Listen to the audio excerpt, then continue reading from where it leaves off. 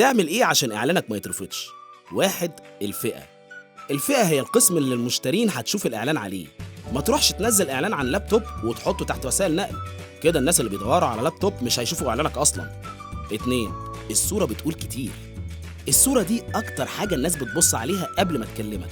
ما تكسلش تصور حاجتك وتروح تنقل صور جاهزة من على الإنترنت، خد صورة واضحة مش مبكسلة وضلمة.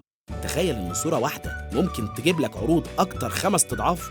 أمال لو حطيت 6 بقى، 7 ولا 8 هيحصل إيه؟ 3. اتأكد إن اسم إعلانك واضح.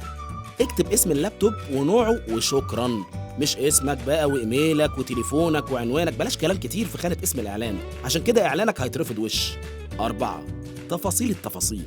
حدد الحالة واختار الماركة واكتب السعر. اكتب كل مواصفات اللابتوب بالتفصيل، الحجم والإمكانيات وكله، ما تخبيش العيوب، خليك واضح، لازم تشرح للناس انت بتبيع ليه. 5. السعر يا باشا. بلاش تكسل تكتب السعر صح، يعني ما يبقاش الحاجة ب5000 وتكتب 5. وراجع متوسط أسعار السوق وبعدها سعر حاجتك صح. فلو عايز إعلانك ما يترفضش وتنجز في البيعة وتزقطط بالفلوس، لازم تاخد بالك من كل اللي قلناه. تمام كده؟